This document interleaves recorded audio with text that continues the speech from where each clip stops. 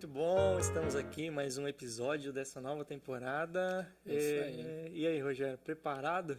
Preparado. Hoje temos um episódio aí que promete, hein? Muitas emoções hoje. É um pouquinho diferente hoje, né? É. Hoje aborda um tema um pouquinho diferente. O que você achou aqui da enciclopédia que a pessoa trouxe aqui já? Rapaz, deixou a gente um pouco assustado, viu? Deixou um pouco assustado. Eu tô me sentindo no debate da TV Cultura. Eu assisti esses dias o debate dos presidenciáveis, né? Ele chegando com um monte de anotações e tal. Tá igualzinho hoje aqui. Os apresentadores hoje tem que ralar. Tem que ralar. Legal. Bom, começando aí então, pessoal, mais um. E você que está assistindo aí, não deixe de curtir, dar like e compartilhar também. Acho que hoje, assim como os outros, né? Mas hoje a gente aborda um tema um pouquinho mais sério, né? Que abrange a sociedade como um todo. E acredito assim que é um assunto bem importante para a sociedade. Você pode compartilhar. Trazendo bastante informação, dúvidas também, né? Então, vamos lá, né? Quem que nós trouxemos aqui hoje, Rogério? Hoje, será que dá pra fazer suspense ou ainda não? Rapaz, diretor, vai dar pra fazer suspense? Vai dar? Olha, tá tudo certo, a equipe monstra ali. Hoje estamos aqui com a Cíntia Santana, psicóloga. Isso aí, hoje temos aqui um assunto muito bom para tratarmos, né? Um tema bem atual, né? No mês que estamos, Misael. Tema bem atual, tem tudo a ver com o mês de setembro. Vamos falar sobre prevenção ao suicídio. É isso aí. Certo? É um tema que muitas pessoas, como nós aqui, somos muito leigos, né, nisso, e é de extrema importância estarmos por dentro nisso. Não só para o setembro, mas para todos os outros meses do ano, né? Na verdade, eu não sei se é muito importante não, a gente vai descobrir isso agora. Estamos aqui com a Cíntia. Cíntia, seja muito bem-vinda, um prazer recebê-la aqui no Moving Podcast, aqui no espaço da IMF, e fique à vontade aí para fazer seus cumprimentos. Olá, galera, né? É um prazer estar aqui com vocês, poder falar um pouquinho sobre esse Setembro Amarelo, né? Que é o mês de prevenção ao suicídio. É um tema difícil, né? Polêmico, mas é muito bom estar aqui com vocês. Exato, aí quando a psicóloga fala que é um tema difícil, muito polêmico, ela está tentando dar uma amenizada aqui, falar, pega leve. Tenham dó de mim, é a primeira vez, hein, num podcast. Mas e aí, quando que a gente vai ter uma pílula para acabar com isso aí? Para acabar com o suicídio? Isso. Já entrou direto já no tema. Bom, a pílula, infelizmente, ela não existe, né? O que existe é o tratamento, né? A prevenção, quanto mais a gente fala sobre o assunto, quanto mais a gente divulga, né? O que pode ser feito, esse é considerado hoje o remédio, né? Então, aqui para as pessoas que estão assistindo, né, a gente está na posição de leigo mesmo. Então, a gente vai fazer talvez algumas perguntas que você faria. Vamos ver. Vamos ver o que vai surgir. Cíntia, realmente assim, a gente não conhece muito do tema. É um tema que, normalmente, quando ele aparece, nunca é prevenção. Na maioria das vezes, né, nunca é para tratar algo que pode chegar ao ponto de suicídio. Normalmente é porque já aconteceu. E aí você gera aquela reflexão, e aí normalmente fica aquele sentimento de poderia ter feito mais, poderia ter dado mais atenção. Como que estamos aqui, né? Falando de Brasil, né, hoje. Você vê o governo, a sociedade, no geral, dando mais atenção, até porque agora a gente tem o Setembro aí amarelo, que já é um ponto, assim, né, uma iniciativa, né? Mas você acha que são iniciativas só para inglês ver, ou de fato são iniciativas assim realmente que visam não só trazer a luz para esse tema, mas de fato assim fazer com que as empresas adiram comprem, né, essa campanha, para que divulguem dentro das empresas? Como que você vê assim, a sociedade como um todo? Há uma movimentação de fato sobre esse tema? Na minha percepção, pelo que eu vejo assim, hoje as empresas, elas têm investido muito nessa questão da saúde mental, né, de uma forma geral. Não só na questão do suicídio em si, mas na questão de todas as outras doenças de saúde mental. A depressão, a ansiedade, os transtornos. Hoje, várias empresas, elas têm as plataformas de saúde que engloba a saúde mental. E aí você pode fazer uma psicoterapia, procurar um médico e diversas outras situações que você necessita. Mas eu percebo que na questão da saúde pública, por exemplo, ela é deficiente hoje. Nós temos aí um grande número de necessidades das pessoas de baixa renda e essa necessidade a gente não vê ela sendo tão acessível quanto, por exemplo, numa empresa privada, né? Então, se hoje você tem a necessidade, por exemplo, aqui em Mauá, de passar com um psiquiatra pelo SUS, isso aí tá bem difícil, bem complicado hoje. Acho que na maioria dos casos, né, como quase tudo, acho que se você precisa, vai levar 6 meses, 1 ano. E aí, quando surge a vaga, e basicamente assim, né, dependendo da doença, e aí tanto física, emocional, mental, meio que você já está ali no limite, talvez já nem a pessoa nem exista mais, né? Acho que esse é o ponto. E digamos assim, na questão da saúde mental, nós já temos aí uma deficiência no mercado.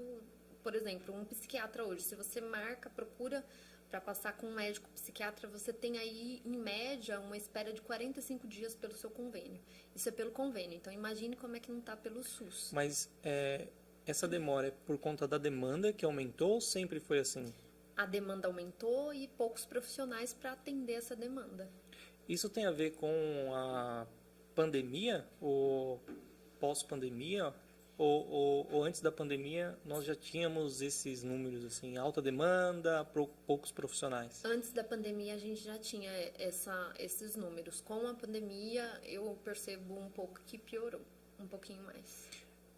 Ali entra até uma questão cultural, talvez, que antigamente tinha muito esse bloqueio, né, dessas questões, alguns problemas mentais, depressão, suicídio, eles não viam como uma questão de fato que precisava de um acompanhamento e tal, sério, não tratava assim como uma questão de saúde mesmo da pessoa e não foi preparando pessoas para isso e pessoas também não quiseram se qualificar para atender isso. Entra essa questão cultural, talvez, de tempos atrás, que reflete hoje. Eu acho que, de certa forma, sim, mas também eu acredito que antigamente as pessoas procuravam menos essas especialidades. Era muito mais difícil você ouvir alguém falando que está passando no médico, procurando um atendimento por conta de uma depressão, por conta de uma ansiedade. E eu acredito que hoje as pessoas elas estão mais conscientes dessa necessidade. Então, aí a gente teve um aumento, né, pela procura do tratamento, de querer que isso melhore, de querer se sentir melhor frente a essa questão da doença. E sim, aí com o aumento da procura, você não teve um aumento de profissionais que talvez consiga atender de fato a essa demanda, né? E então aí acaba que fica bem deficiente nesse sentido hoje ainda. Você tem ideia de números, falando em suicídios que ocorrem, não sei, no mundo, Brasil? No mundo, em média 800 mil suicídios por ano a gente tem. É um número alto. Alto. No Brasil, o último dado que a gente tem computado é de 2019. Nós tivemos 14 mil suicídios no ano de 2019, mortes por suicídio. Isso só no Brasil? Só no Brasil. Tá. Dá o quê? Não sei, Se a gente tentando fazer um cálculo aqui, seria por dia quantas pessoas? Em média 38 pessoas por dia, uma pessoa a cada 40 segundos.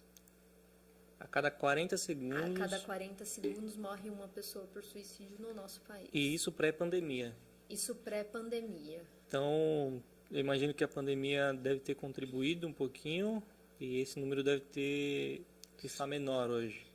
Esse aumento ele já vem aí crescendo nos últimos 11 anos. uma crescente já, né? Pode-se dizer que eu acredito que sim, que na pandemia nós podemos ter aí um aumento. Não sei se ele foi de fato tão diferente como, né, já vinha nesse crescimento. Você acabou de falar, né, que nos últimos 11 anos vem crescendo. Teve algum, sei lá, algum marco que pode ter feito esse número disparar? Não sei, academicamente isso é estudado assim? O que levou esse número considerável? Tecnologia, economia ou tudo de um pouco? Emendando já nessa pergunta, eu também tenho a dúvida bem leiga, assim, de saber se tem algum marco também nesse sentido que fez realmente ter justamente essa campanha, né, do Setembro Amarelo. Qual foi o período que o pessoal falou, não, a gente precisa de fato começar uma campanha porque não está dando mais. O momento que eles perceberam isso. Digamos assim, né? Até esse número aqui é aceitável. A partir disso aqui agora é alarmante. Então vamos criar uma campanha porque a gente realmente a gente considera esse número X um número grave. Sim. É que hoje se entende que assim, a melhor forma de você diminuir essa questão do suicídio ou de qualquer outro tipo de doença que gera o que atinge a maioria das pessoas é através do conhecimento, né? Então, quando você coloca isso em pauta, em discussão, nas redes sociais, na televisão, nos grupos de conversas, isso gera um conhecimento e gera a diminuição dessas doenças. Seja ela, por exemplo, como cada mês do ano nós temos uma prevenção de uma doença.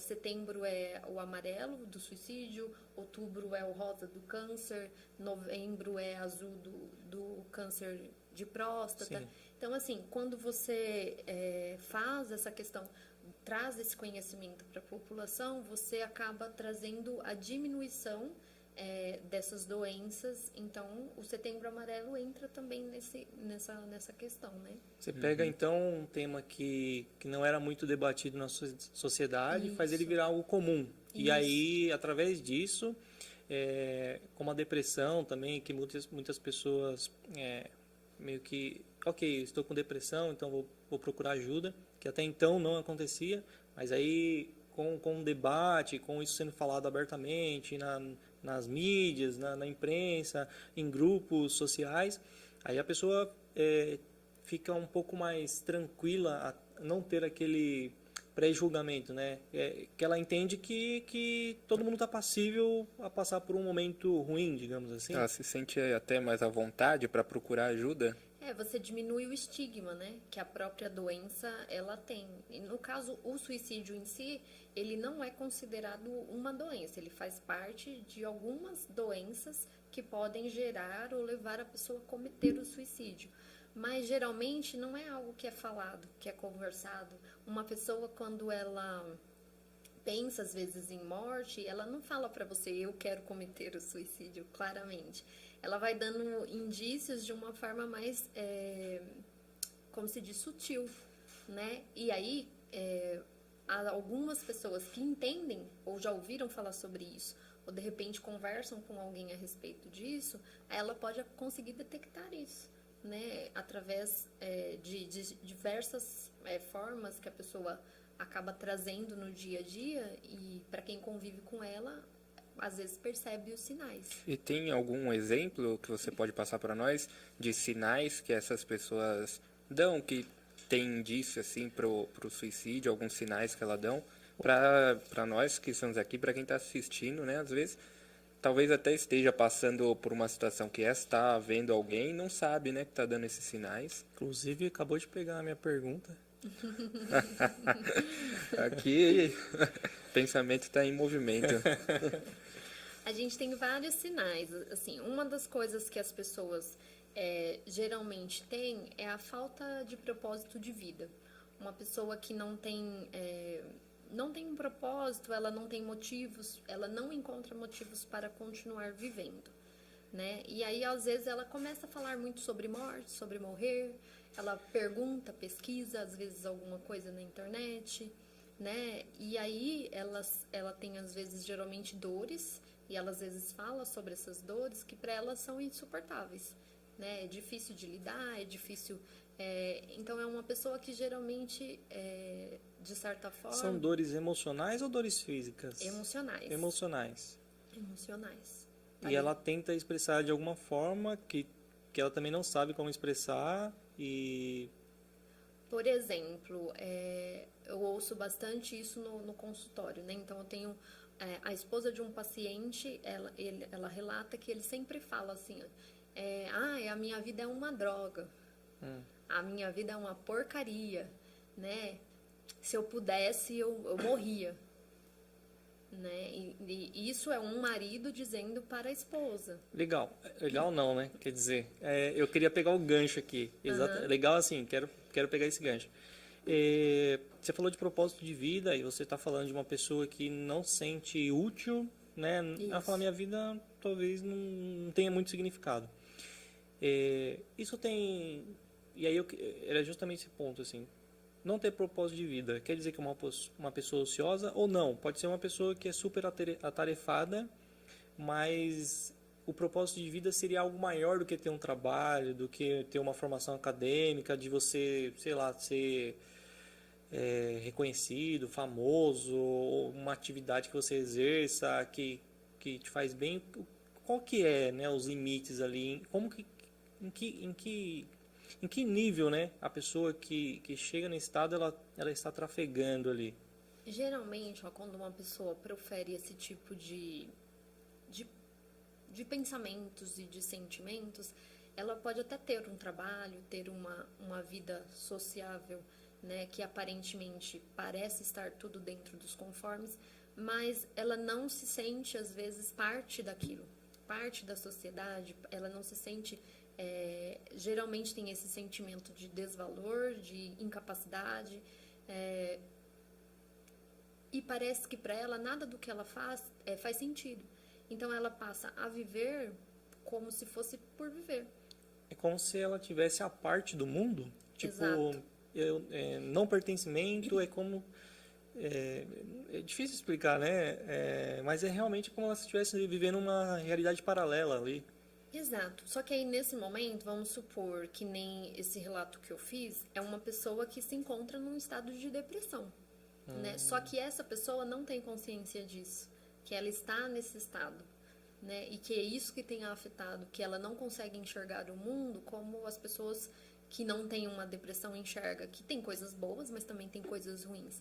Ela passa a enxergar muito mais as coisas negativas da própria vida do que as coisas que existem que são positivas. E mesmo as coisas que são positivas, ela não consegue perceber isso como algo plausível para ela, ou que a faça querer continuar vivendo, às vezes. Tá. Você citou 2 pontos aqui já.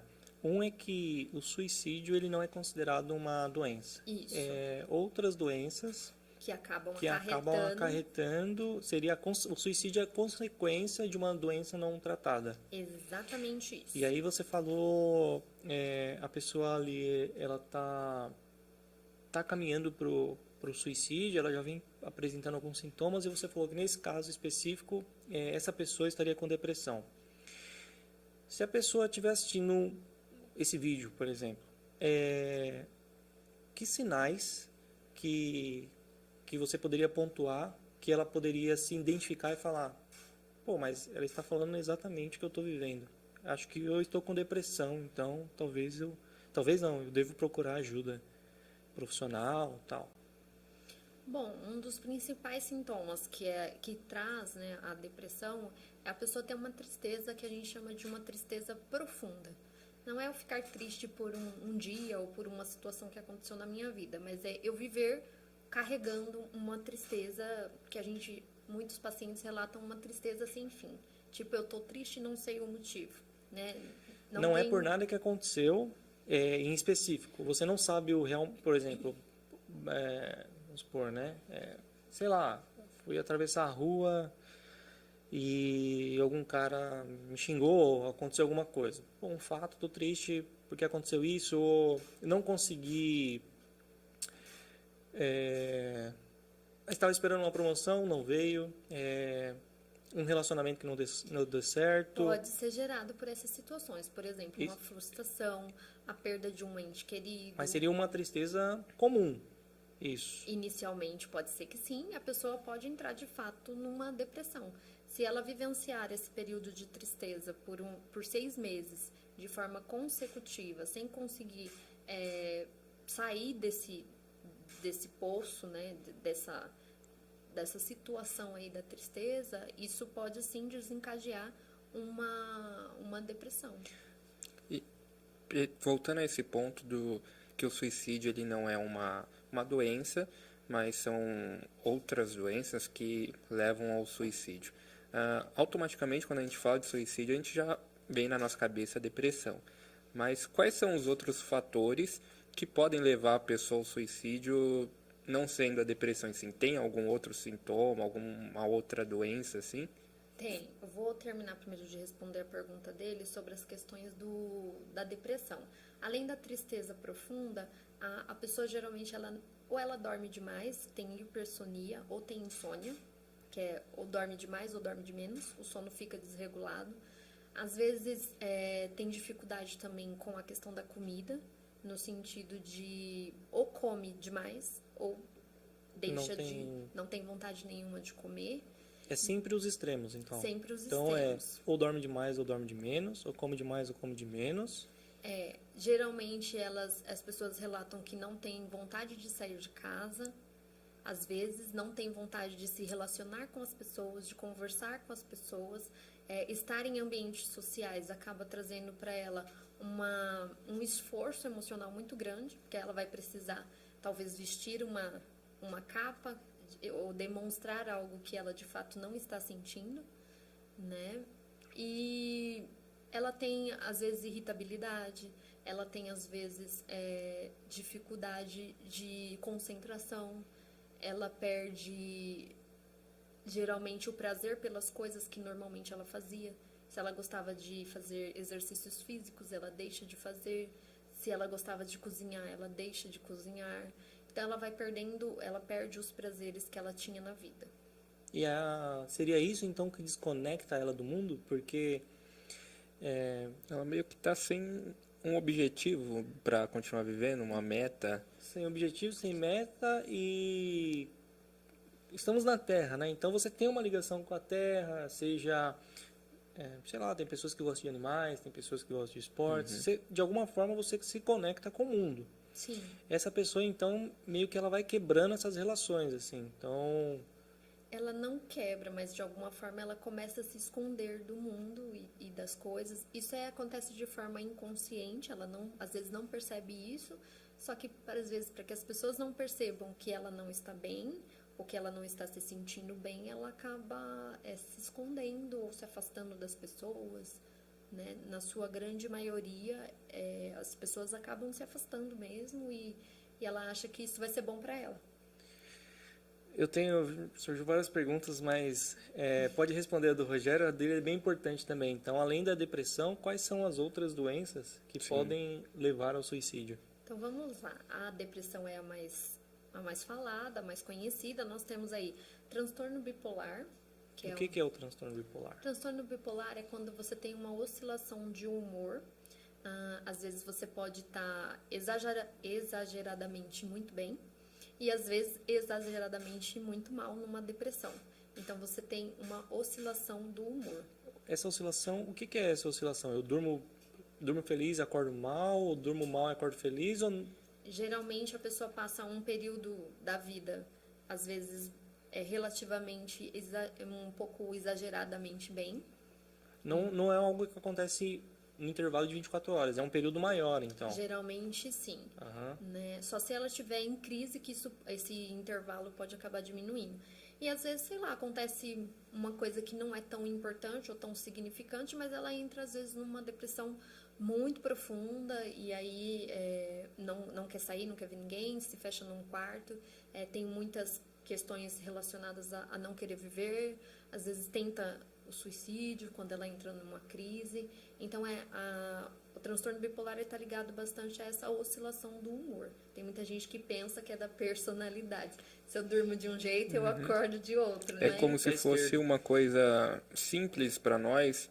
Um exemplo, a gente tá aqui com um copo com água e eu derrubo aqui, é algo simples de resolver, só que para essa pessoa, ela já fica extremamente, tava tudo bem, ela já muda na hora, ela já fica totalmente irritada com isso.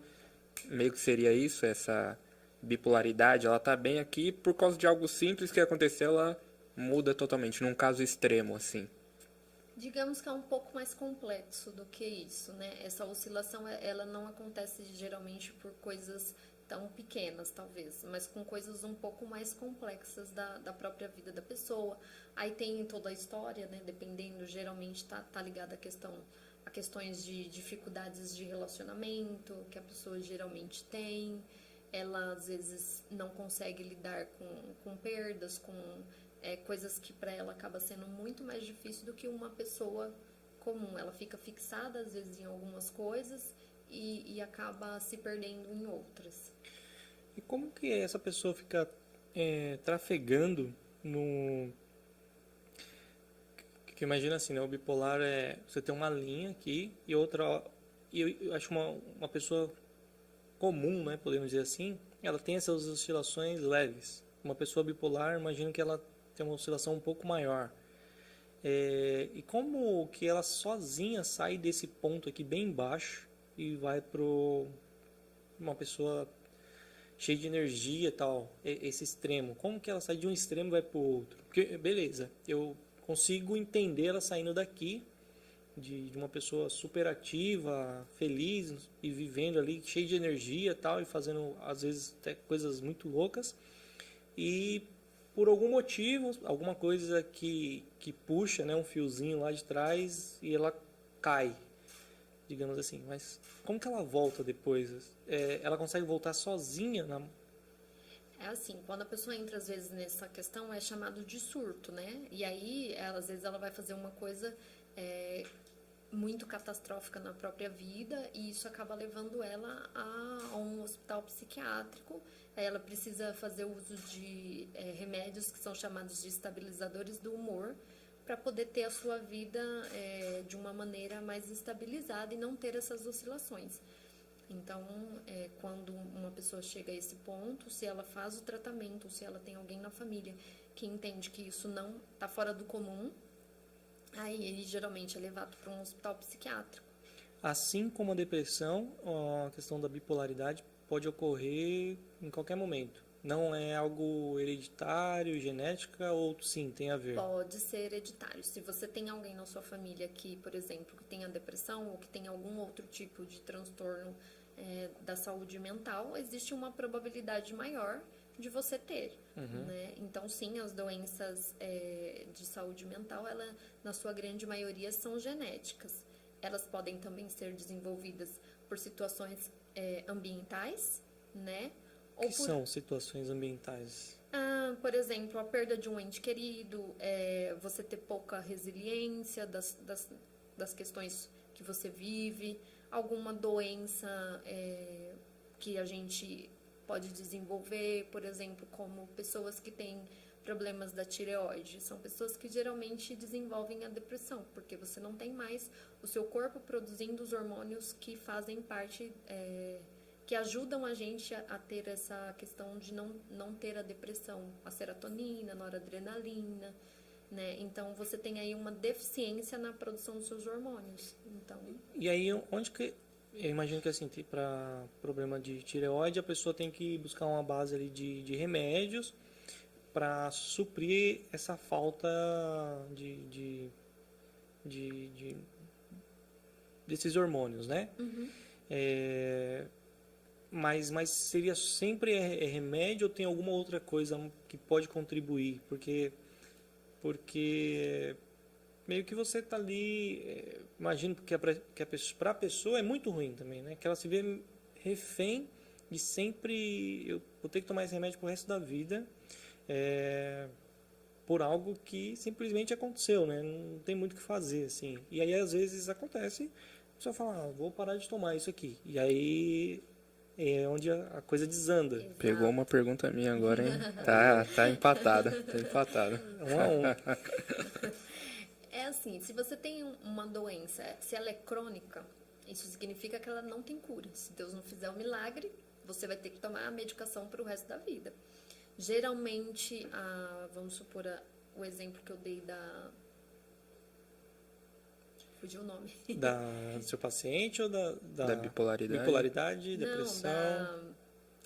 da doença que falta hormônio lá. Tireoide. Tireoide, Isso, exato. tireoide. Fugiu aqui da cabeça. Então, assim, se você tem um problema de tireoide, ele é um problema crônico. Assim, no mundo da saúde não tem cura, só se Deus realmente fizer um milagre. Então, você vai ter que tomar medicação para o resto da vida. Nas questões de saúde mental, existem algumas doenças que são crônicas, né? Por exemplo, nós não temos cura para o transtorno bipolar, não tem cura para esquizofrenia. Então, se você for diagnosticado com esse tipo de doença, sim, você vai ter que tomar remédio para o resto da vida, porque é uma doença crônica. E mesmo que você tenha uma melhora, a melhora ela é justamente por causa da medicação. Então, dependendo do tipo de doença que você tem, às vezes sim, você vai precisar tomar medicação para o resto da vida para viver bem em sociedade, para conseguir desenvolver, fazer as coisas da sua própria vida. Mas, por exemplo, a depressão, a gente classifica ela geralmente em 3 níveis. Ela pode ser leve, moderada e grave. E ela pode ser crônica, mas ela também pode ser o que a gente chama de situacional.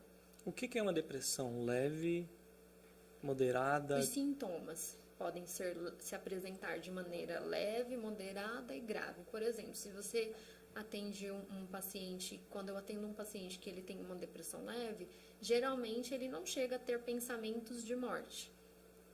Ele não pensa em acabar com a própria vida. Embora ele tenha desesperança de que a vida dele vá melhorar, ele não tem, às vezes, esse pensamento de deixar de existir. Mas pacientes que se apresentam de maneira grave, geralmente ele tem esse pensamento, né? Então aí você faz o uso da medicação junto com a terapia para poder diminuir esses sintomas e fazer com que esse paciente aí consiga enxergar essa necessidade de tratamento, de acompanhamento e tudo mais. Você citou alguns casos, né, que são necessários os usos de remédios e tal. E tem algum caso assim específico de que o remédio ele não é a melhor opção? Tem outro tratamento e o remédio não necessariamente precisa usar. Tem algum caso assim? Tem casos em que só a psicoterapia ajuda o paciente a sair da depressão, mas geralmente é se for casos leves e moderados, se for casos graves, não. E às vezes só a terapia, com um bom acompanhamento de psicoterapia, ele consegue sair desse quadro. Mas tem situações em que não, só a terapia não dá conta, e aí sim precisa do acompanhamento junto com a medicação. E também existem dados assim que se a pessoa faz o acompanhamento com a medicação e a psicoterapia, a probabilidade dela sair daquele quadro é mais rápido. Se ela faz só a terapia ou só a medicação, que é muito comum, a pessoa às vezes procurar uma única situação, acaba sendo mais demorado. Entendi. E tem mais que falou da depressão, a bipolaridade, né? Tem mais... 2-1 para você. Temos aí transtornos mentais, né, relacionados ao uso de álcool e outras substâncias. Temos também transtornos de personalidade e a esquizofrenia, como eu já havia também mencionado, né? Então, drogas, listas ou ilícitas, transtorno, é isso? Transtorno e esquizofrenia. O transtorno. Os transtornos de personalidade pode ser, por exemplo, transtorno como borderline, que é um transtorno de personalidade que geralmente a pessoa tem comportamentos de se automutilar. Eu estava até vendo alguma coisa sobre borderline esses dias. E eu queria até entender mais, assim, eu vi alguém comentando assim que seria, normalmente essas pessoas elas sentem mais, essa linha de raciocínio, é uma pessoa que a emoção é mais aflorada? De certa forma, sim, ela é como se ela fosse mais extremista, né? Se ela gosta de uma pessoa, aquela pessoa, só aquela pessoa, e aquilo é tudo para ela. Se aquela pessoa faz algo que de alguma forma ela fica chateada, ou aí aquela pessoa deixa de existir. Aquela pessoa que fala assim, você é minha amiga e de mais ninguém. É um sinal? Não. Não é um sinal? Não é um sinal. É muito amor só, né? Esse aí é o possessivo. Ó, tem um... Inclusive, a gente não apresentou, mas o seu esposo está aqui. Aquele, deu uma dica ali agora. Qual que é o nome do moço, do belo moço ali? Robson, esse é o sortudo. É o sortudo? E ele Com passou certeza. aí em todos os testes aí, tá tudo certo. Com certeza. Passou 9 anos, né? Deu pra... E mediante todas essas, voltando aqui, mediante todos esses sintomas, as doenças que você citou, como nós podemos ajudar? Vamos lá. Bom, a primeira coisa é se a gente percebe as pessoas, né, numa dessas situações e que a gente entende que foge um pouco do que a gente está acostumado a ver, né, é importante a gente falar com a pessoa para que ela procure ajuda. Se tiver situações da própria vida que você não consiga lidar de alguma forma, né, é bom a gente procurar uma ajuda profissional, né, porque é diferente de você conversar com amigos, de você conversar com pessoas que tá ali no seu dia a dia, que talvez não leve isso a sério, não entenda a seriedade com que as pessoas enfrentam as suas próprias dificuldades, né? Então, a gente tentar, de alguma forma, falar para as pessoas, procure ajuda, né? Vá a um terapeuta, vá a um médico, né? Procure sempre estar em dia com a sua própria saúde. Claro que dentro dos limites que a gente tem, né? Mas, por exemplo, sempre ter alguém em quem você possa contar as suas dificuldades. E se você falar, olha, não estou conseguindo, não estou sabendo lidar com isso, né? O que é perfeitamente comum a gente, às vezes, ter situações na vida que a gente não sabe lidar. Que a gente tenha dificuldade em trabalhar aquilo em nós, de alguma forma, né? Então, quais são os fatores que contribuem, né, com a prevenção ao suicídio, né? Nós temos aí você ter uma autoestima elevada, que é uma coisa que nós, como seres humanos, temos bastante dificuldade, né? Você ter um bom suporte familiar. A gente sabe que nem todo mundo tem esse suporte familiar, mas às vezes eu não tenho a minha família de sangue, mas eu tenho pessoas com quem eu posso contar. Você ter laços sociais bem estabelecidos, seja na sua comunidade religiosa, na escola, na faculdade, no trabalho, né? Com famílias e amigos. Você ter uma religião você ter uma crença, acreditar em algo, né? Isso é muito importante. Nós acreditamos em Deus, mas tem pessoas que acreditam em outras coisas. Mas é claro que pra gente Deus tá acima de tudo. Mas se a gente conhece alguém que às vezes está numa situação dessa, às vezes é independente da religião, né? Mas a religião, ela faz as pessoas terem mais fé, né? Então, Uma pessoa, por exemplo, agnóstica ou ateu, tem algum estudo que mostra assim as pessoas que têm religião talvez tenham um pouco mais de, independente de ser cristão ou não, outra religião, mas é que eu entendo também, eu acredito também que o ser humano, é inerente do ser humano buscar, né, por algo a mais. Mas a gente, né, existem as pessoas que se dizem ateus ou agnósticos, né, que querem negar isso, né? Não existe Deus, eu não acredito, morreu, acabou aqui mesmo. E a gente respeita, né? Mas tem algum estudo assim que faz esse comparativo? Pessoas que não acreditam, que não têm religião, versus pessoas que têm religião, que acreditam em alguma coisa, que tenham o Deus ou outra coisa. digamos assim, tem essa esperança, né, que é inerente do ser humano, essa fé, essa busca por algo maior, além do mundo aqui material. Não temos esses dados, assim, não se tem estudos a respeito disso.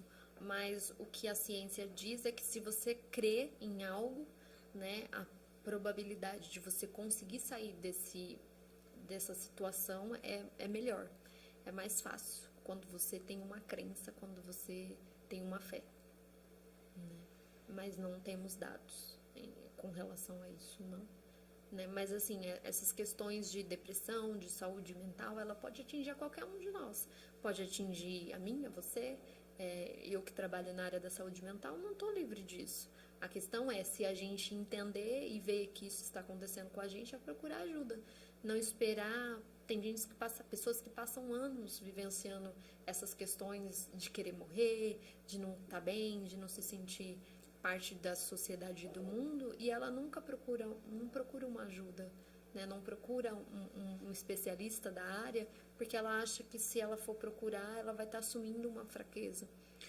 Você tocou num ponto aí que é bem interessante, assim, como psicóloga, você também procura outros psicólogos para te suportarem, digamos assim? Sim, procuro. Eu já fiz terapia, hoje não estou fazendo, mas tipo, quando são situações que eu não consigo lidar de alguma forma, ou quando eu tenho algum paciente que é muito difícil, eu procuro meus colegas, né, converso com eles, procuro ver qual é a melhor, qual a visão que eles têm, às vezes, sobre determinadas situações. A gente conversa, a gente troca ensinamentos, aprendizados, né, porque a gente, como ser humano, nós estamos passíveis a qualquer situação. Sim. Não, só para deixar claro, né? Porque, então, por exemplo, você pode ter uma situação e aí você procura ajuda profissional para resolver uma situação de trabalho, que é comum. Você está no seu trabalho, não sabe como resolver aquela situação, vou procurar alguém para me ajudar a resolver aquilo. Mas você também tem suas questões pessoais, que você pode procurar também um psicólogo para tratar questões além do trabalho, fora do profissional, Sim. do seu âmbito pessoal. Isso é normal, assim, porque mas é mais para expor mesmo, né? Porque ainda tem esse estigma, né? Então, assim, para ficar claro que até os psicólogos necessitam de psicólogos, né? É algo normal, comum, do dia a dia. E todas as pessoas precisam passar num psicólogo? Acho que em algum momento da vida, cada um pode precisar, necessita fazer. Sempre vai ter alguma situação que você de repente não conseguiu resolver sozinho, ou que ficou com algum trauma, ou que ficou com alguma coisa ali que você às vezes só colocou uma pedra, né, e não resolveu aquilo. Então pode ser que em algum momento da vida todos nós precisemos, né, fazer uma terapia ou conversar com um profissional a respeito de algo da sua própria vida. Como que a pessoa sozinha ela chega nessa decisão? Digamos que não é uma depressão, mas é outra coisa.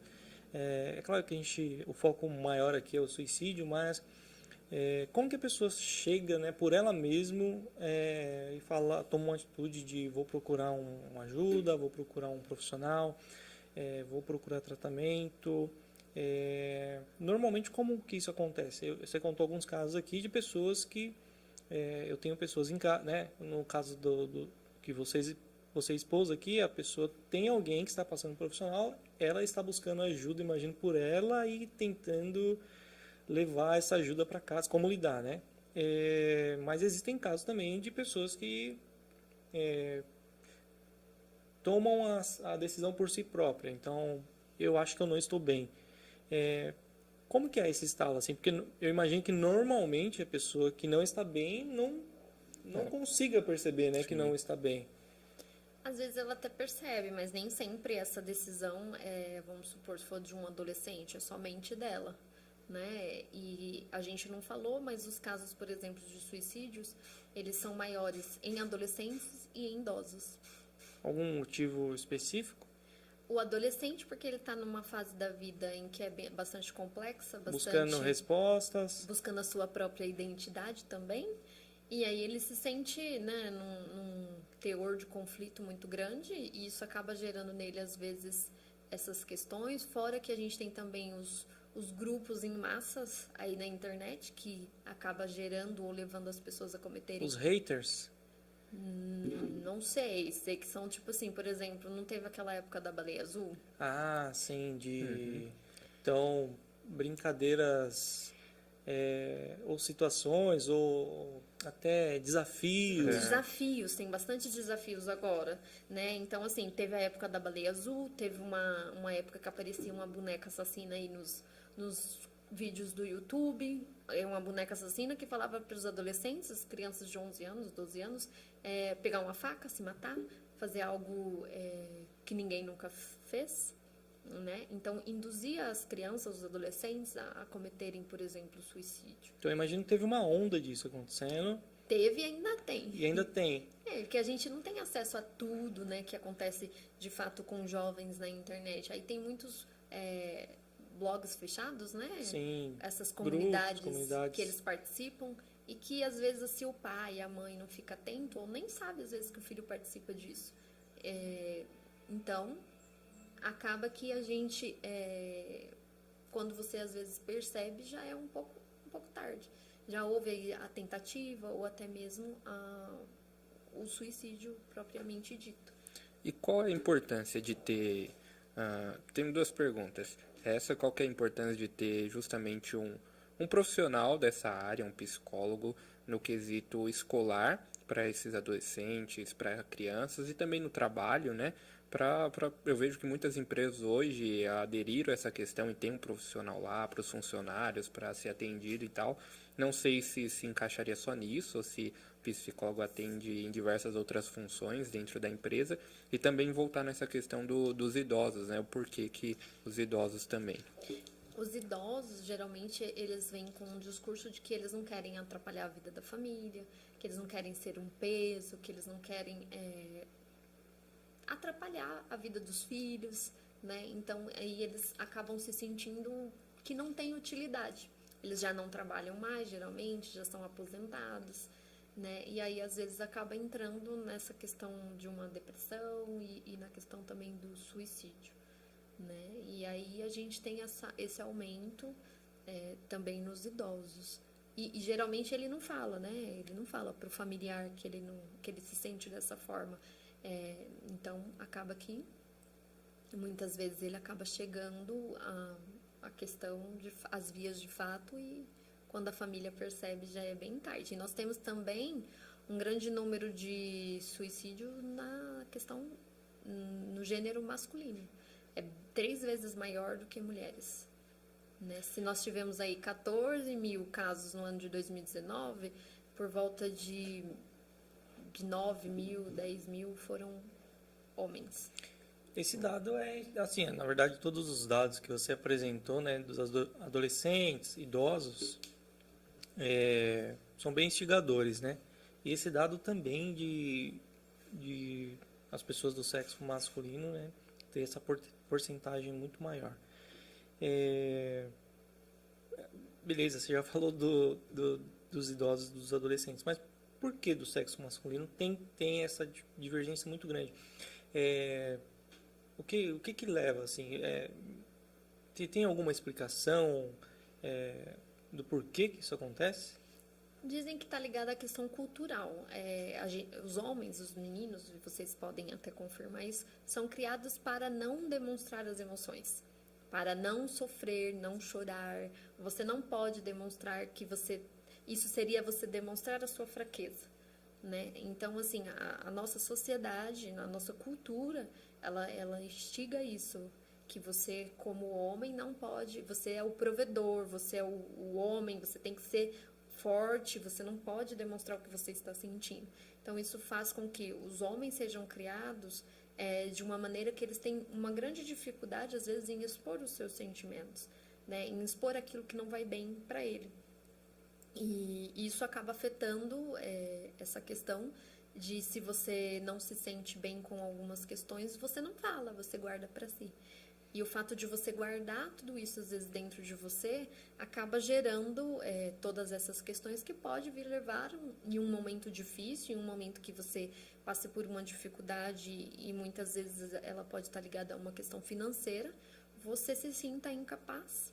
E aí você pode acometer, ou vir de fato a tentar e deixar de existir ou querer morrer por alguma outra situação que você vivenciou. Todos esses casos, né, tanto dos adolescentes, quanto da porcentagem de homens, quanto dos idosos, eles simplesmente caminham, né, pro último estágio, ou eles tentam, há uma tentativa ali de comunicação com algum familiar, com alguma pessoa próxima, mas isso não é percebido, ou às vezes, por exemplo, imagino, né, um adolescente quer colocar uma situação ali e a gente sabe que essa fase é bem difícil, né? Então talvez os pais né, não dê a devida atenção, é só uma fase, vai passar, também não sabem como lidar. No caso dos idosos, imagino também que em algum momento pode ser que ele tenha tentado expressar isso, também não houve abertura, né? É porque não está sem trabalho e tal, é comum. E no caso dos homens é também porque em algum momento eles já tentaram expressar isso e aí às vezes também não há essa compreensão. Todos esses casos passam por esse estágio ou não? Na maioria dos casos nem passam por esse estágio, uma tentativa de demonstrar uma fraqueza ali ou um diálogo. Acredito que as pessoas, de alguma forma, elas tentam colocar aquilo que elas estão pensando. Elas dão sinais. Só que nem sempre a gente entende o sinal do outro. Nem sempre a gente consegue compreender o que de fato aquela pessoa está sentindo, né? A menos que ela seja muito clara, e geralmente eles não são, né? Eles disfarçam bem todos esses sentimentos. Então, assim, é algo que é muito difícil se você realmente não tiver uma experiência, não tiver... são casos que geralmente a gente sempre fala, não acredito que essa pessoa chegou a esse ponto, né? E mesmo às vezes um paciente que está em tratamento, pode acontecer e mesmo assim você pode não perceber o sinal, né? Porque nem sempre ele vai dizer... Tem pacientes que sim, geralmente quando você percebe que ele teve esses pensamentos ou você já faz essa pergunta de uma forma bem objetiva, né? Uma pergunta que eu sempre faço para pacientes que eu sei que já tiveram pensamentos de morte ou que chegaram de fato a ter a tentativa, né? Eu tô com uma paciente que eu recebi semana passada, ela teve 3 tentativas e ela ficou 30 dias internada. E aí ela chegou para mim após essa internação, e aí toda semana, desde que eu comecei a atender ela, eu pergunto, e aí, como é que estão os seus pensamentos? Você teve pensamentos de morte essa semana?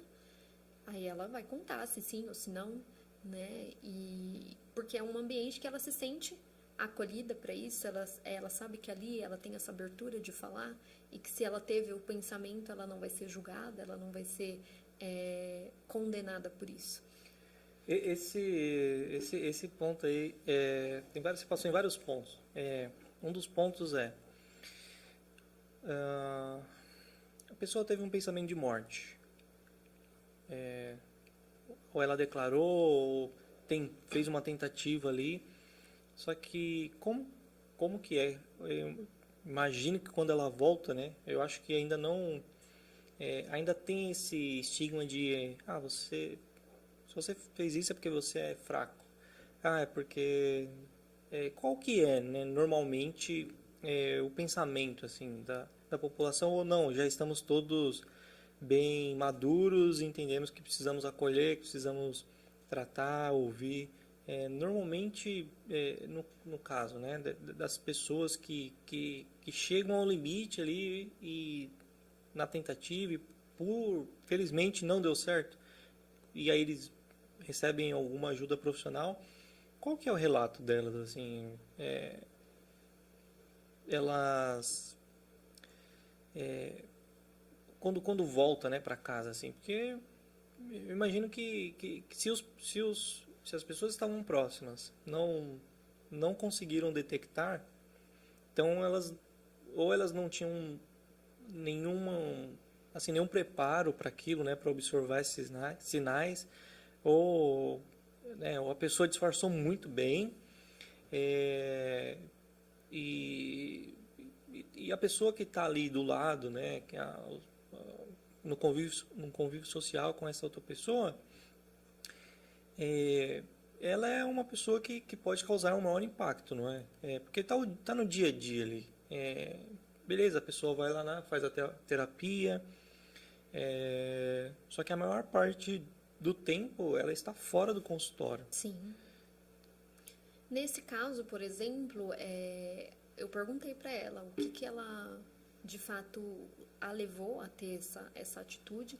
Ela falou que inicialmente ela não estava com a intenção de cometer nenhum ato contra ela mesma, mas ela estava com uma dor de cabeça muito forte e ela estava passando por alguns problemas emocionais. E aí ela foi procurar um remédio. E aí nessa procura pelo remédio ela achou uma caixa desse remédio.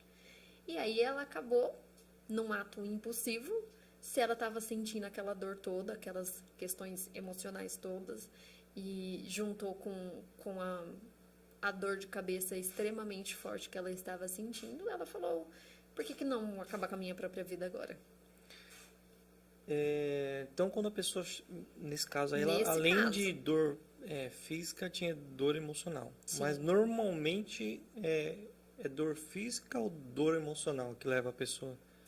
Geralmente são questões emocionais, né? Geralmente. Na cabeça da pessoa, aquilo chegou num limite, não tem solução. Exatamente. Que nem e essa paciente em questão, ela falou assim que aí eu perguntei, e o que você pensou na hora? Ela falou, eu queria acabar com a minha dor.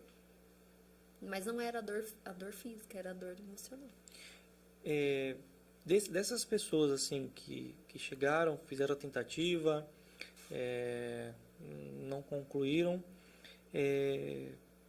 existe casos assim, depois que a pessoa vem relatar e você fala, poxa, mas por isso, às vezes ou realmente são coisas significativas, todos eles são coisas significativas ou não, é balanceado. Algumas coisas são bem significativas e que realmente ok, a pessoa realmente está lá no momento ali sem saída, ou às vezes é que para a pessoa aquilo ali tinha uma importância que na realidade não tinha importância nenhuma. Como que é assim? É assim, depende muito da percepção que cada um tem da vida, né? Às vezes uma coisa que para mim pode ser banal e eu posso conseguir lidar de uma forma tranquila, para você pode ser uma questão que pode te desestabilizar por completo. Então, assim, depende muito de como a gente enxerga algumas situações na nossa própria vida. Às vezes, uma coisa que para uns é banal, para o outro tem uma extrema importância. Então, assim, é muito difícil a gente medir isso num todo. Mas você tem algum exemplo, assim, alguma coisa que poderia... não sei, de repente você já tem atendido assim, alguma coisa que poderia ser banal para a maioria, mas para aquela pessoa não foi. Foi o ponto ali de ela fazer a tentativa? A gente pode pegar uma coisa que é muito comum, o término de um relacionamento, seja de um casamento, de um namoro. Tem muitas pessoas que fazem uma tentativa, por exemplo, de suicídio com o término de um relacionamento. E para muitos isso pode ser uma coisa banal, mas para aquela pessoa em específico, aquilo foi o fim da vida dela. Eu tenho 3 pontos que eu queria tocar. 2 voltando um pouquinho no assunto atrás, mas aproveitando nesse. Hoje, liderando jovens, adolescentes, nós estamos hoje numa sociedade, em um ambiente em que os adolescentes eles estão se relacionando cada vez mais cedo. E... obviamente, em vários casos, acontecem muitos desses términos. E isso daí seria algo que tem, digamos assim, tem contribuído para crescer essa questão de depressão, de suicídio e acarretar em todos esses sintomas. Porque, querendo ou não, hoje a gente vê um monte de adolescentes que estão cada vez mais cedo se relacionando. que são relacionamentos, digamos assim, entre aspas, a maioria superficiais, Eu que entram, termina. Realmente, esse ponto que ele levantou tem muito, assim, porque realmente você vê relacionamentos de pessoas de 12, 13 anos e que inclusive, se colocam, fazem colocações, né, de minha vida acabou, e pessoas que estão começando a vida, né? Sim. E aí tem aquela sensação de que a vida dela acabou, não faz mais sentido, né? E pra gente que está de fora, você olha e fala, né, é um negócio tão simples, é só continuar a vida, tá tudo certo, você está começando a vida ainda. Mas esse ponto aí que... Aí entra, eu vejo que entra dois pontos aí. Entra a questão, a primeira pergunta é se isso tem contribuído, e a segunda pergunta é em relação à família em si. Porque às vezes essas pessoas vêm para conversar, para pedir um conselho, quando terminou, quando já está se relacionando ali novo, mas qual que é a influência da família? Talvez não em deixar, mas talvez a falta de aconselhamento em um adolescente começar a se relacionar tão novo, talvez sem a maturidade, fugiu a palavra? Maturidade necessária para aquele relacionamento, para aquele momento. Se aplicaria nisso também, na questão familiar, as pessoas que estão ao redor dele, na influência que tem sobre esse adolescente? Penso que o que mais leva o adolescente a essas questões é a influência, sim, na sua grande maioria. E também eu acho que parte dele querer fazer parte de um grupo, querer estar socialmente incluso no grupo. Então, o que a maioria faz é o que ele acaba fazendo, né? Então, eu acho que por isso que o adolescente acaba entrando em relacionamentos muito jovem, né? Ele às vezes nem sabe o que nem... Aí, às vezes, eu acho que falta um pouco de conversa e esclarecimento da própria família a respeito do que pode acarretar, do que, né? Do que se espera do próprio adolescente. Provavelmente, então, ele está só replicando um comportamento que já existe ali no convívio dele. Exato. Então, provavelmente, a família dele acha normal, porque já é algo do convívio ali. Talvez até incentive, né? Se você tem adolescentes, pais de adolescentes que são mais abertos, que conversam com seus filhos a respeito disso, que coloca, né, ensina para o adolescente ou para a criança, né, desde jovem, o que é cada coisa, o que cada coisa significa na própria vida, o que um relacionamento significa, o que se espera de um relacionamento, eu acho que isso diminuiria essa questão dos adolescentes quererem começar a namorar tão cedo, tão jovens, né? E acabam deixando de vivenciar outras etapas da vida, outras coisas da vida, para viver um relacionamento que possivelmente não vai durar a vida toda, né? E aí eu acho que a família acaba talvez deixando, porque se não deixar, o meu filho vai fazer do mesmo jeito, mas aí não tem a conversa, não tem o esclarecimento, que eu acho que é o mais importante. É você conversar sobre esclarecer determinados pontos antes que aconteça, né? Antes daquilo de fato acontecer. E aí, quem nunca se frustrou com relação à questão do relacionamento, né? Isso é comum, só que a primeira frustração, acho que ninguém nunca esquece. Isso fica muito marcado na vida do adolescente, né? E aí sim, ele tem às vezes esse pensamento. Então ele é novo, ele não tem bagagem emocional para segurar aquilo ainda, né? Porque realmente o primeiro término ali é impactante, né? O primeiro emprego, o primeiro término, né? Tudo é impactante, fica bem marcado, né? São as primeiras marcas emocionais ali que estão de fato cravando, né? Então toda a primeira marca emocional é muito pesada. E aí ele novo de idade, não tem essa bagagem emocional, né? E as pessoas que estão em volta dele também, né? Não oferecem esse suporte emocional, talvez, que ele precisaria. Na sua grande maioria, vamos supor, se um adolescente, ele tem, que a gente fala que a questão, por exemplo, do suicídio está ligada a outras questões da saúde mental, se ele convive, por exemplo, com um pai ou com uma mãe que tem problemas emocionais, possivelmente ele também vai absorver isso, né? De uma forma, mesmo sem querer, que não seja, né? Quando você tem uma doença emocional, uma doença da saúde mental que ela não é tratada, você vai acabar passando isso, às vezes, de modos em comportamentos inconsciente. para Então, sua família. puxou um outro ponto que às vezes, eu devo fazer terapia, não, talvez eu até ache que eu não precise, mas vou fazer pelo meu filho, porque pode ser que eu esteja fazendo alguma coisa errada e isso pode impactar ele.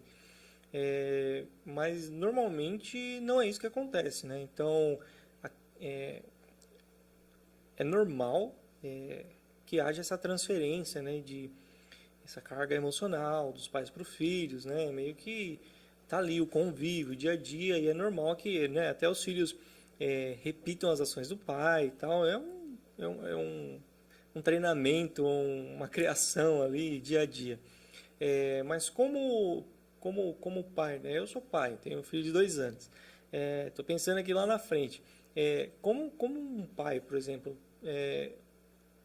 chega a essa conclusão de que talvez o comportamento do filho dele nada mais é do que um reflexo dele, né, seja de algum emocional, né, mental, e que ele precise procurar ajuda para ajudar o filho dele. Talvez não é o filho dele também precisa, né, buscar uma terapia, mas é importante que isso comece dos pais. Como que a gente poderia colocar isso, passar isso, assim, que legal, o seu filho está passando por terapia, talvez seja interessante você também passar.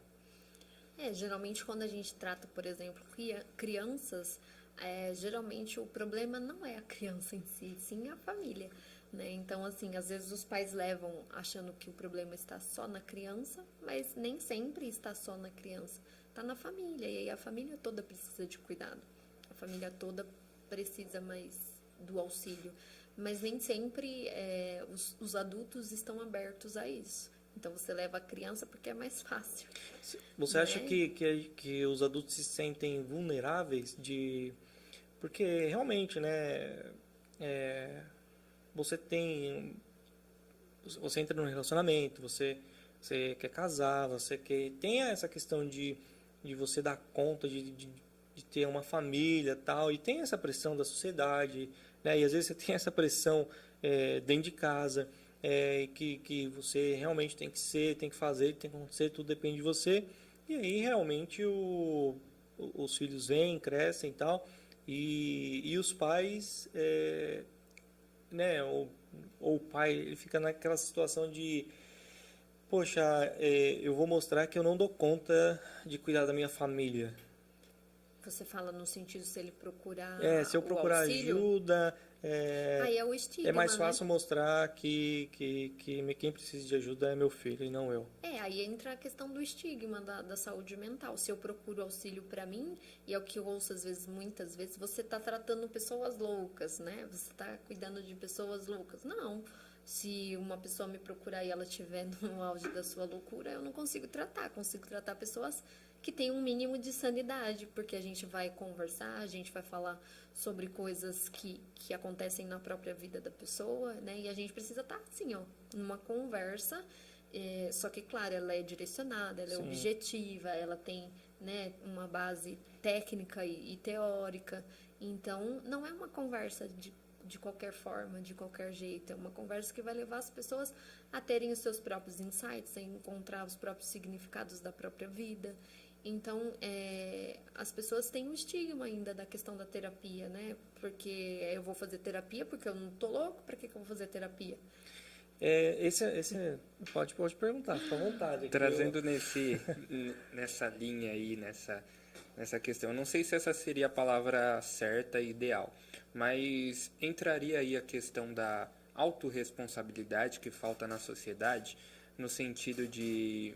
O Misael, eu sei que ele anda comigo, tá sempre comigo, do meu lado e tal. Talvez eu não me veja no sentido de que eu preciso passar por uma terapia, algo do tipo, mas eu vejo que o Misael precisa. E eu tenho autorresponsabilidade de falar, pelo Misael eu vou fazer isso. Será que falta isso no quesito familiar e no quesito sociedade? De, por aquela pessoa, a autorresponsabilidade pelo próximo, né?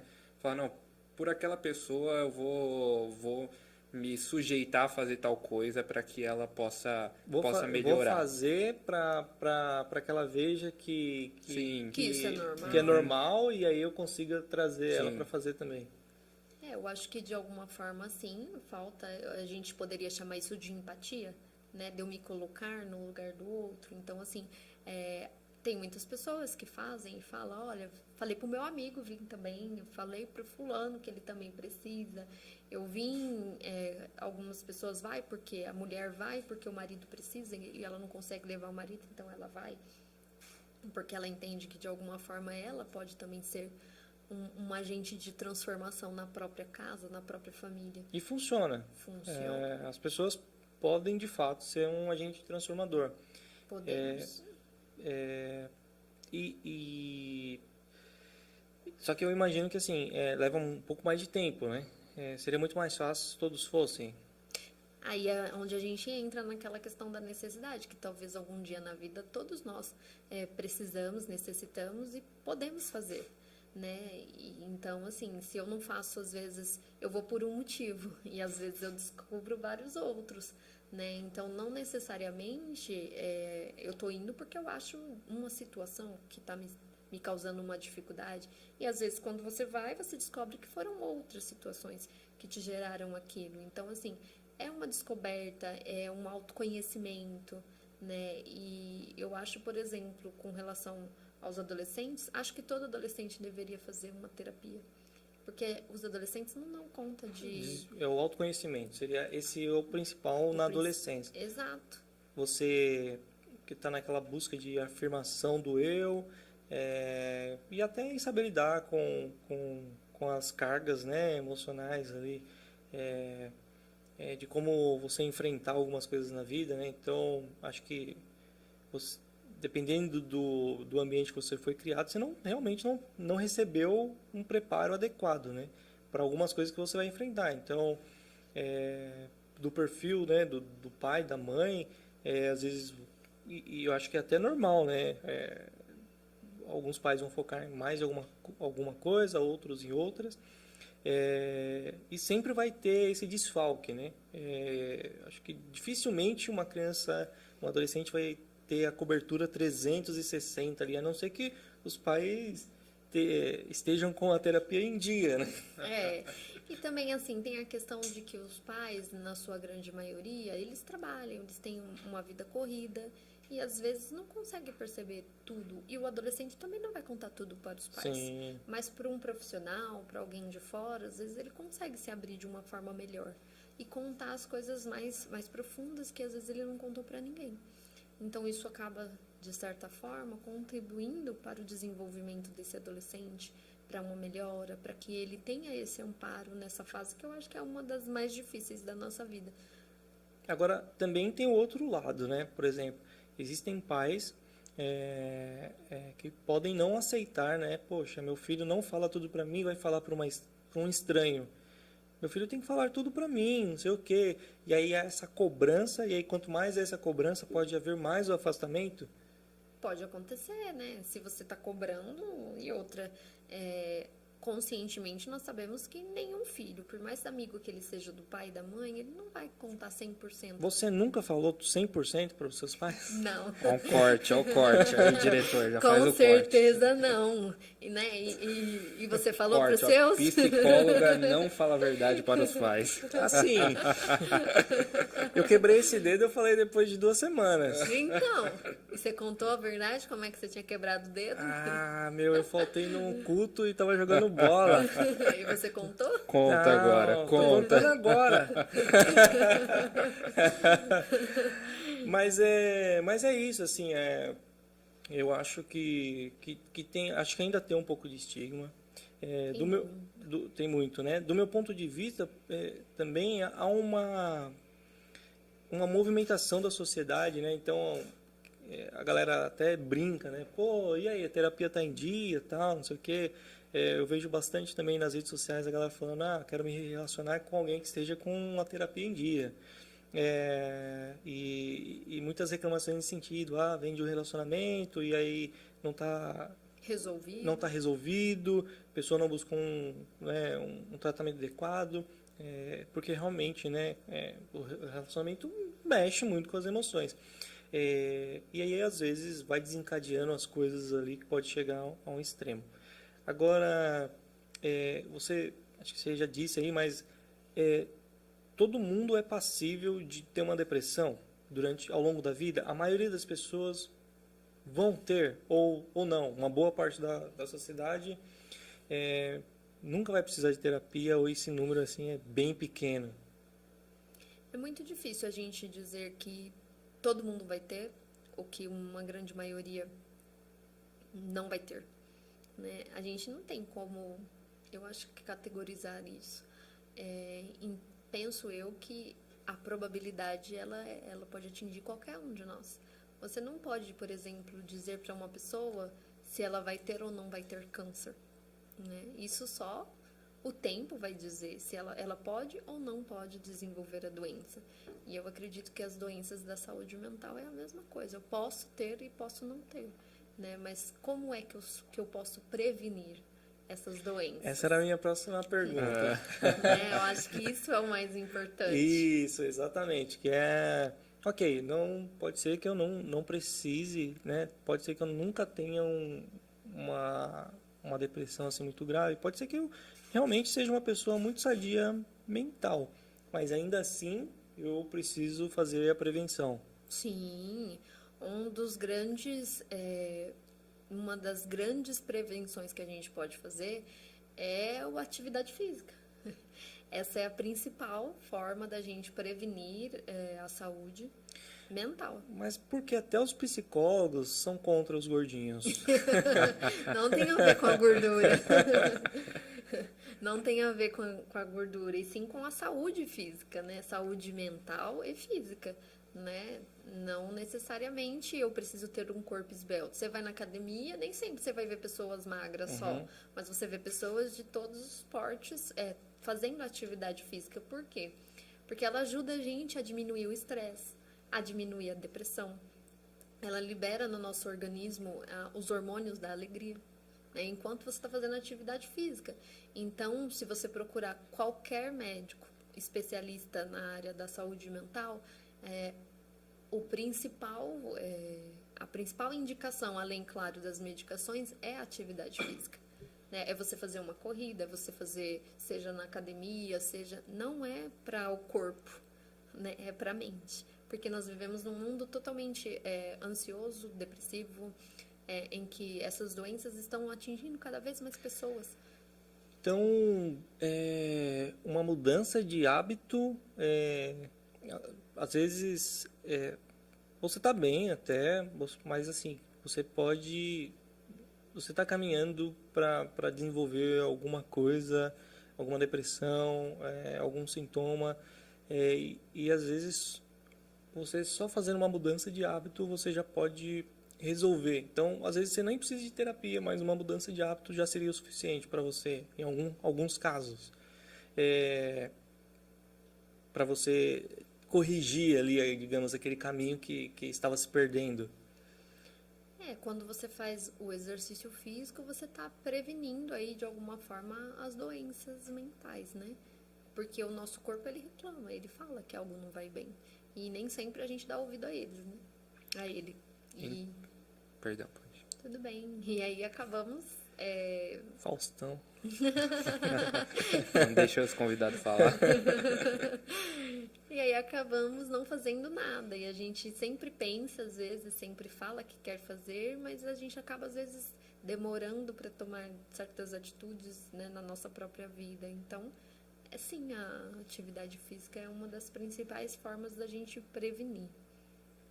Levando para esse sentido de atividade física e tal, eu queria voltar um pouquinho atrás, trazendo para o quesito sociedade, a importância da sociedade, ela trazer atividades e coisas para inserir, porque você trouxe aqui os dados de adolescentes, né, que ali tem um percentual maior de suicídio, porque eles estão começando a buscando, né, talvez a autoafirmação, se conhecer a identidade, e dos idosos porque eles não vê mais motivo para estar aqui. Então, qual a importância da sociedade justamente contribuir para que haja uma atividade ou até uma mudança de hábito para um idoso que não está mais encontrando sentido para viver, no quesito a sociedade trazer ele de novo, inserir ele em alguma coisa, alguma atividade, e também para aquele adolescente. Teria alguma coisa assim que falta a gente fazer ou a gente incrementar no nosso meio como cidadão, como sociedade, como pessoas, para ajudar um idoso que está nessa fase, ele se inserir mais, a ele encontrar ali um motivo para continuar vivendo, até uma atividade no sentido de um grupo, sei lá, aqui em Mauá, vamos fazer um grupo aí para correr todo dia de manhã e tal, algo nesse sentido, assim? Geralmente a gente tinha esses grupos antes da pandemia. Com a pandemia eu acho que se desfez, né? E até onde eu sei não voltou. A gente tem algumas ações que a própria prefeitura faz com relação a isso.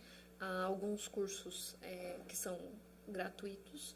Por exemplo, eu acho que no poliesportivo, lá perto da prefeitura, a gente tem aulas de taekwondo, de algumas lutas, que é gratuito, e eu não sei agora como é que está essa questão da inscrição, mas voltou acho que agora no meio do ano. E da terceira idade a gente está em falta, eu acho, por conta, foi desde a pandemia e não se voltou mais.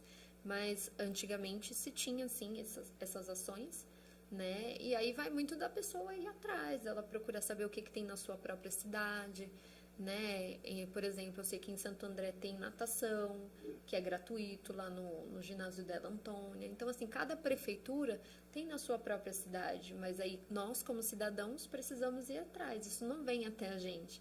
É claro que são poucas as vagas e quando tem, acabam-se rapidamente. Mas perto, por exemplo, de onde eu moro, lá no Parque das Américas, também tem um poliesportivo, lá tem várias atividades e é gratuito. Você pode ir lá, se inscrever.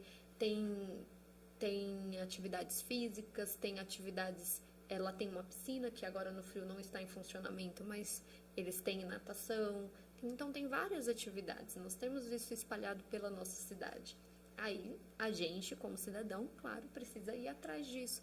Procurar. Se você não tem condições de pagar uma academia, você pode fazer uma caminhada na rua, chama uma amiga, chama outra e bora lá fazer uma caminhada, né? Então, assim, nós temos alguns pontos na cidade de Mauá, claro, e eu não estou fazendo propaganda política, mas nós temos alguns pontos que tem alguns aqueles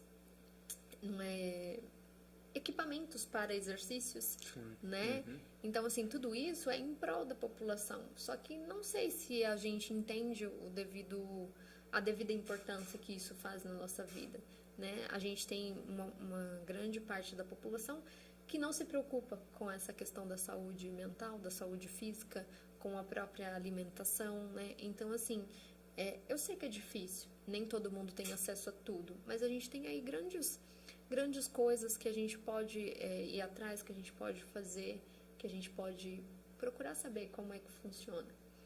Depende do nosso também interesse. Sim, né? sim, sem Cuidar dúvida. de nós mesmos. Mas, voltando no comecinho, que aí você cita lá o caso de uma paciente que está com o marido num caminho, né, nesse caminho nessa linha do suicídio, né? Uhum. Quando pega uma pessoa dessa, por exemplo, que ela não quer fazer terapia, ela também não quer fazer exercício, ela não quer sair daquela zona ali, ela entrou já numa zona que dificilmente ela vai sair por ela mesma. Então, no caso da sua paciente, aí ela está tomando iniciativa, né, para tentar mudar esse ambiente. Então, beleza. Já que ele não quer fazer terapia, eu vou fazer. E no caso de atividade física? Porque eu entendo que a atividade física, né, como você já mencionou, a liberação de hormônios ali, a dopamina e tal, ajudaria muito em complemento com a terapia. Mas por si só ela já ajudaria porque você faz a pessoa até... não que eu seja um adepto da atividade física, até porque eu preciso defender os gordinhos, mas... Amanhã às 5h30 da manhã a gente vai sair para correr, hein? Mas mas a pessoa tá ali num estado já que ela não quer, né? E a atividade física já seria um passo inicial, porque quando a pessoa tá fazendo atividade física ali, ela, né, ela consegue oxigenar o cérebro, então ela consegue a liberação desses hormônios também, né? Imagina, traz aquela sensação de prazer, de alegria. Então, o pensamento dela muda também. Esse seria acaba influenciando também a forma que ela pensa, a forma que ela enxerga o mundo. Ela sai daquele, digamos assim, daquele ambiente que traz aquela pressão negativa, digamos assim, mas a pessoa por si só não quer também. Então, imagina esse cenário assim, não, a pessoa não quer fazer terapia, não quer fazer exercício físico, ela não quer nada. Como ajudar essa pessoa? Nessa questão que você falou de que a própria atividade física, por exemplo, ela não traz a mudança de pensamento, mas ela contribui, claro, junto com outros fatores para que você se sinta melhor. Se a pessoa não quer, de fato, ela não aceita que essa é a necessidade dela, você não tem como obrigar. O que você pode fazer é mostrar os caminhos e mostrar as possibilidades que ela tem.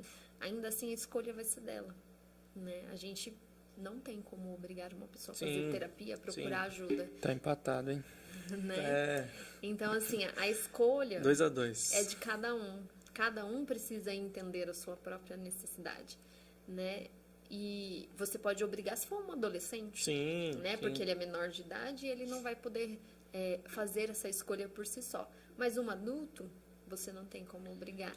É uma coisa que eu sempre falo. Por exemplo, o adulto, ele vai pensar assim, eu não tenho vontade de fazer nada, eu não quero nem sair de casa, por que eu vou fazer uma atividade física? Por que eu vou procurar exatamente. algo? Né? Primeiro você faz, depois você vai ver os resultados. Então, e aí, sobre esse ponto também, acho que é os dois lados, né? Porque às vezes a pessoa está nessa situação e ela está esperando que alguém faça mais por ela. E a pessoa talvez já esteja fazendo tudo que está ao alcance dela.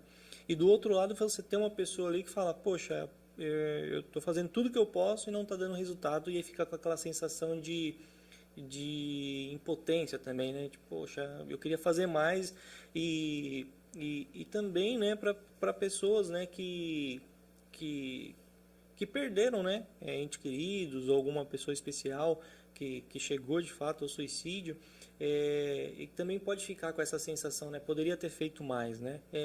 Acho que é um ponto importante também para a gente falar, pessoas que tiveram esses casos, né, próximos, como lidar também, né? Porque fica não é algo natural, né? E aí eu imagino que sempre fica aquela sensação de, será que a culpa foi minha? Eu poderia ter feito mais? Foi alguma coisa que estava ao meu alcance e eu não fiz? Como que a psicologia atua, né?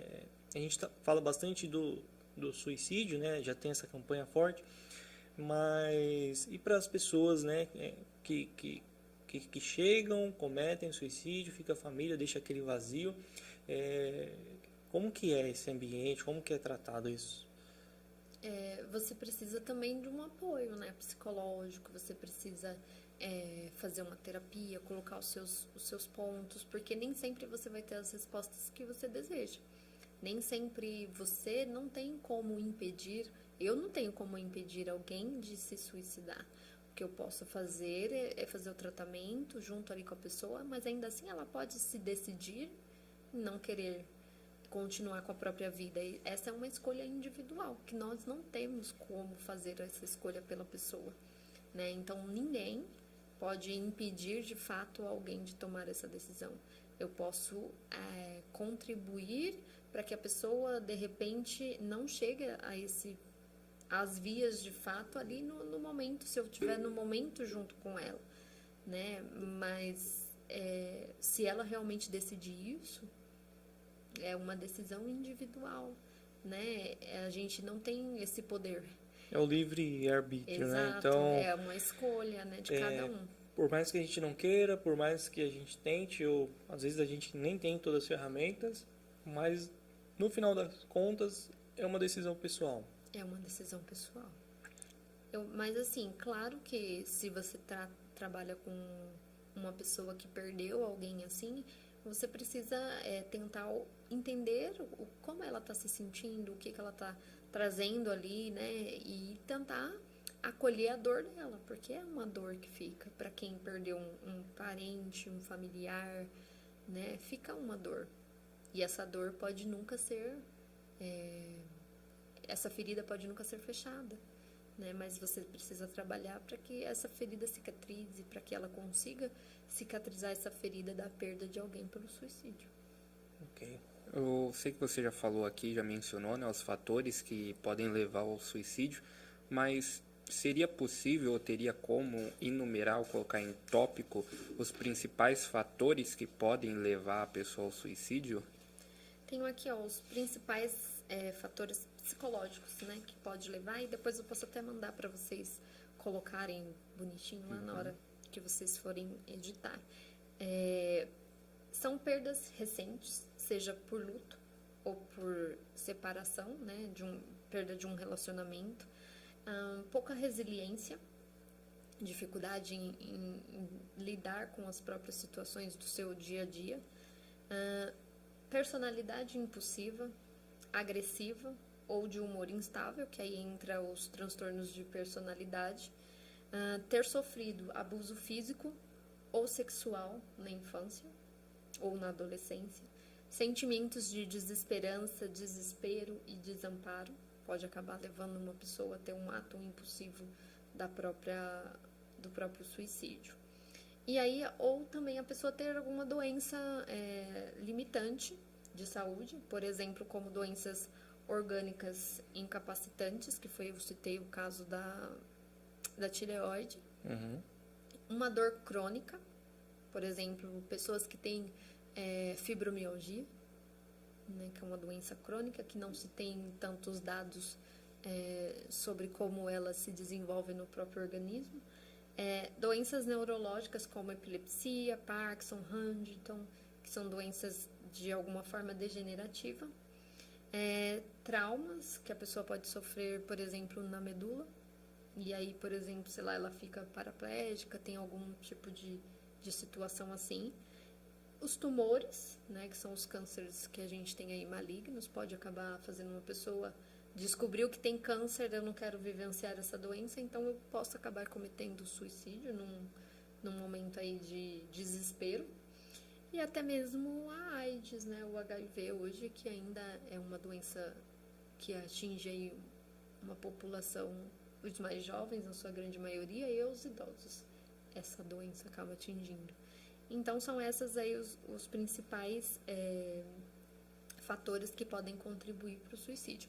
E também, se eu tenho algum familiar que já cometeu suicídio, a probabilidade de outra pessoa da mesma família cometer acaba sendo maior. Ah, tem isso também? Tem isso também. Por quê? Acabam se pensando que numa questão de hereditariedade, né? Então, se alguém da minha família... Se eu tenho um pai que cometeu suicídio, existe uma probabilidade maior de algum filho também chegar a esse ato. Pode ser por conta, às vezes, até mesmo da própria doença. Por exemplo, se o meu pai cometeu suicídio e, de repente, ele não tinha uma depressão não diagnosticada. Eu posso ter a depressão diagnosticada e posso acabar cometendo suicídio da mesma forma, né? Então, se você tem algum familiar que tentou ou que, de fato, cometeu, existe aí uma probabilidade maior. Então, precisa de um ponto de atenção melhor aí. Sim. Agora, existe... obrigado aí por você falar tudo isso. Entendeu aí? Entendi. Diga aí. Pode ir. Agora você fez esquecer. Então eu já vou entrar aqui. São tantas emoções. Você mencionou de algumas doenças que tem aí nos tópicos, né?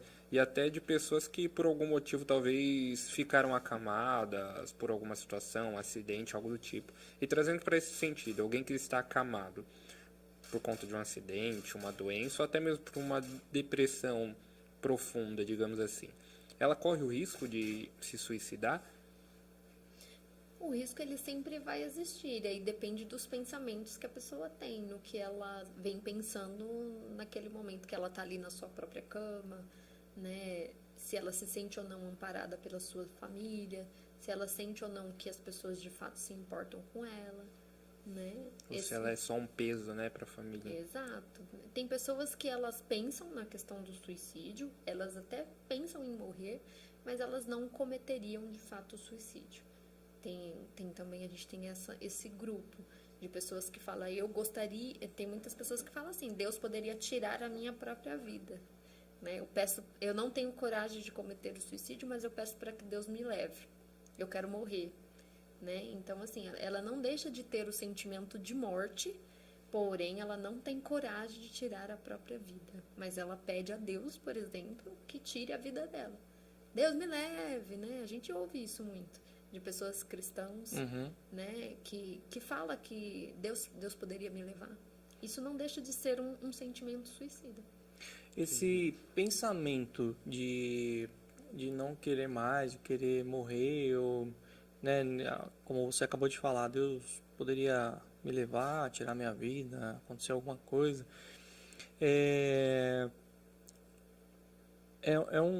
Isso, existe uma probabilidade, assim, de toda pessoa, em algum momento da vida, pode passar isso pela cabeça, ou realmente passa, em algum momento da vida da pessoa, ele vai ter esse pensamento, ou não, assim, pode acontecer, pode não acontecer com uma depressão, mas, porque assim, a gente, ainda mais agora, né, a pressão, tudo, trabalho, economia e tal, então eu imagino que agora não sei se mais do que antes, né, mas as pessoas, acredito que estão mais sujeitas, né, às doenças mentais. Então, esse tipo de pensamento é mais comum nos dias de hoje ou não? Não tem diferença. Eu acho que hoje a gente ouve falar mais sobre isso. Antigamente, você até poderia ter esse tipo de pensamento, mas ele não era falado, não era comunicado. Mas eu acredito que sim, todos nós estamos sujeitos, né? Eu acho que todos nós, de alguma forma, já pensamos em deixar de existir. Em algum momento, por alguma situação, talvez fosse melhor que eu não existisse. Exato. Isso não deixa de ser um pensamento de morte, de eu desejar, às vezes, não existir mais.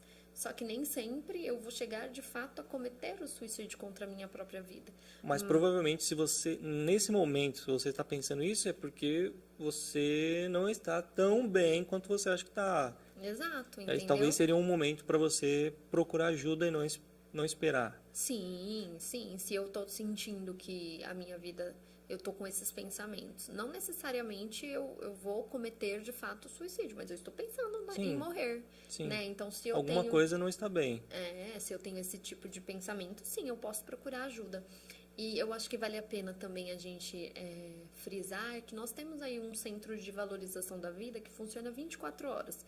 Então, se você passa por uma situação ou conhece alguém que está passando por uma situação e tem um pensamento e você, sei lá, acordou durante a sua madrugada com um sentimento de querer morrer, de deixar de existir, você pode ligar nesse centro de valorização à vida. Ele funciona 24 horas por dia. Inclusive à noite, chama-se CVV, é 188 o número. 188. 188. E você pode ligar a qualquer hora, sempre vai ter um voluntário lá para atender pessoas com pensamentos de morte. Né? Então, se você está com pensamento, não tem com quem conversar, não tem uma pessoa que possa te ajudar naquele momento, você pode ligar e vai ter um profissional ali que vai poder te ajudar, conversar com você, ouvir suas dificuldades daquele momento. Ok. A gente ainda tem um pouco não, a gente tem bastante, né? Você já falou isso algumas vezes, o estigma ainda contra a terapia, a psicologia, e algumas frases, né, no dia a dia ainda são ditas, né? Então, vai procurar um psicólogo como se fosse doido, né? Esse tipo de colocação. O que você acha que a gente precisaria mudar, né, para a gente conseguir ter uma sociedade um pouco mais sadia, mental? Como que a gente poderia abordar as pessoas? De repente, a gente acha mesmo que a pessoa precisa de um psicólogo, mas o jeito que a gente fala talvez não contribua. Talvez a gente esteja fazendo... Nós somos os responsáveis justamente por a pessoa não procurar psicólogo. Você afasta ela, né, ao invés de incentivar ela a ir. penso que a forma da gente colocar para uma pessoa seria assim, você já pensou em procurar uma terapia? Né? Se você já fez, você fala para a pessoa, olha, eu já fiz, para mim foi muito bom. Né? Será que não é o momento de você também procurar ajuda, também procurar um profissional? Né? E aí, eu acho que é uma forma. Outra forma é você estar sempre criando palestras, né? Seja em ambientes profissionais, em ambientes escolares, em ambientes religiosos, está sempre em contato com pessoas, né, que são da área, para a pessoa ver que não é um bicho de sete cabeças, que não é ninguém de outro mundo. São pessoas como eu e você, mas que sim, tem um conhecimento, tem uma técnica que pode, às vezes, ajudar você numa situação difícil. Aproveitando aí, agora eu vou explorar tudo. Também tem muito assim um receio, né? De repente a pessoa fala, mas aí eu vou ir lá no consultório lá e vai estar alguém conhecido que vai me atender, aí que sabe da minha vida, e depois eu vou ter que ficar olhando para a cara dessa pessoa. Como que funciona esse atendimento de psicologia? O atendimento de psicologia, ele acontece sobre um sigilo. Né? Então, nada do que você disser ao profissional, ele vai poder dizer para ninguém. Nem para o seu marido, nem para o seu amigo. Posso dizer as coisas mais loucas, né? Você pode dizer o que você quiser. Né? De repente você se sente um ET, você pode falar lá abertamente, porque às vezes o seu amigo não acredita, né? Então, assim, tudo que você disser vai ficar ali naquela sala entre você e o seu terapeuta. É como o sigilo do médico e do paciente, né? Se você não quiser que o médico conte para ninguém sobre a sua doença, ele não vai contar. E existe esse sigilo. Então, nada do que você disser ali para o profissional, ele vai poder falar, ele vai abrir para outras pessoas. Que nem eu dei hoje aqui exemplos, sim, de casos, mas eu não contei quem era. Vocês não sabem quem é essa pessoa, não tem características física dessa pessoa, eu contei apenas o que é possível da gente falar a respeito daquilo, né? Então, assim, existe o sigilo, então jamais você vai ser exposto, jamais você vai ser, de alguma forma, se sentir mal, mesmo que você encontre uma pessoa que faça terapia com a sua terapeuta, né? Não existe essa troca de informações entre a sua terapia e a terapia de outra pessoa. Né? Então, E eu posso fazer terapia com um amigo que é psicólogo?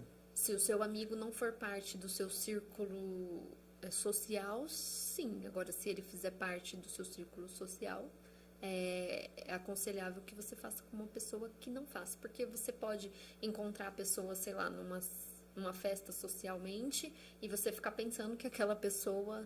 Né, falou ou não falou sobre você, conversou ou não conversou. Revelar todos os seus segredos. Se você tem essa... Você sempre vai ficar com o pé atrás, né? Se você tem essa paranoia aí de ficar pensando se a pessoa falou ou não falou, então a indicação o ideal é procurar você fazer alguém com alguém que não conheça, não que tenha não nenhum faça contato parte. no dia a dia. O psicólogo não é o seu amigo. Sim. Né? Ele não é o seu confidente. Né? Ele é uma pessoa que vai além, muito além disso. Se isso acontecer, provavelmente você deva procurar outro profissional. Isso, encerra, você passa para outra pessoa. Então, assim, é até complicado, porque às vezes eu tenho paciente que fala, mas você, principalmente idoso, às vezes, mas você é meu amigo. Aquela relação vai quer criando construir. Um vínculo, né? Então eu falo, que é inerente ao ser humano. Você quer, por mais, né? Por exemplo, eu construí um vínculo com o Rogério. Não queria, mas... Deixe nos autos isso, registrado. Mas é inerente do ser humano, a gente está aqui todo dia fazendo um podcast, e aí eu tenho que aturar e é isso. Agora sim, apresentadores brigam ao vivo. Só não pode sair na porrada. Eu tenho mais uma perguntinha aí para encerrar. Não é perguntinha não, é só relembrar os velhos tempos. Tá dando quanto tempo aí, diretor? 2 horas. Caramba. Eu vou dar um tempinho para você molhar a garganta aí. Tem um salgado aqui para você beliscar. O seu marido já foi embora, hein? Acho que ele foi lá fora, respirar um ar. Acho que nem ele tá aguentando mais. E nesse intervalo aí, o nosso diretor tá soltando aqui embaixo o Instagram, né, da Cíntia, o contato dela. Importante. Se você não, né? Você precisa fazer terapia, eu preciso fazer terapia, nós precisamos. É claro que a gente está dando um foco aqui muito grande ao suicídio, mas a terapia ela abrange todas as áreas, né? Todas diferentes áreas. Então, que também pode levar ao suicídio, né? Às vezes pode ser um problema lá no profissional, um problema diverso, algo que a gente nem explicitou aqui, mas pode acarretar em alguma carga mental e que pode levar ao suicídio. Então, está aí o contato da Cíntia Santana, Cíntia Santana Pisse. Fique à vontade para procurá-la no Instagram, mande um direct, uma mensagem. E se você ficou com alguma dúvida também, entre em contato conosco, mande a sua mensagem e a gente vai repassar a sua dúvida para ela e com certeza a gente vai trazer a resposta aqui. Isso aí. Dando um tempinho aí para ela tomar água. Ela não tomou água, ela falou que está tranquila aqui.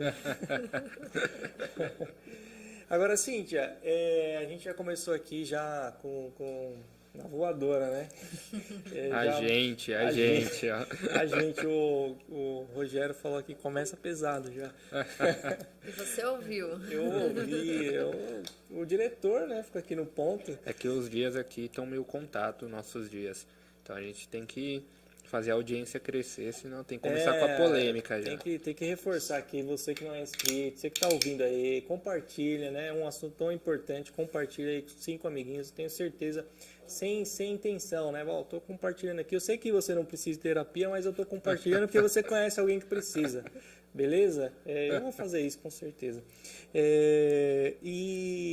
Mas assim, como que você chegou nesse mundo de psicologia, né? Eu conheço você um pouquinho tempo atrás, você atuava em outras áreas, nunca imaginei você no mundo de psicologia. Não lembro também de em algum momento você falar, eu tenho desejo de fazer psicologia. O que te levou, o que despertou esse interesse? Ou foi oportunidade, foi interesse pela área, ou casou os dois, ou aconteceu? Como que foi isso, essa caminhada? Inicialmente, eu tenho uma tia que ela tem problemas de epilepsia. E eu passei, assim, grande parte da vida, né, vendo essa tia tendo essas crises epiléticas. E aí eu tinha uma curiosidade, assim, de entender um pouquinho mais sobre a mente humana, de saber como é que funcionavam algumas coisas e tudo mais. E tinha também a vontade de ajudar pessoas, né? Sempre tive esse desejo de poder contribuir com a vida das pessoas de alguma forma. E aí, quando eu terminei a escola, fui estudar música, como você bem sabe, a gente ia lá para a fundação. Não, eu sei, mas o pessoal não sabe. Eu sou formada você sabia? em música. Eu não sabia, não. Né? Tenho formação de musicista. Você tocava o quê? Guitarra? Violino. Violino? Mas era um violino popular?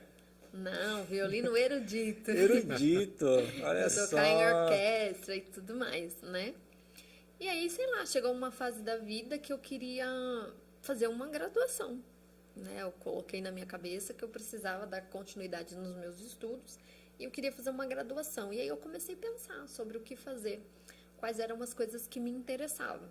Então, uma delas era licenciatura, música e a faculdade de cabeleireiro, mas não tem esse nome, eu não lembro agora. Exatas, nunca passou perto.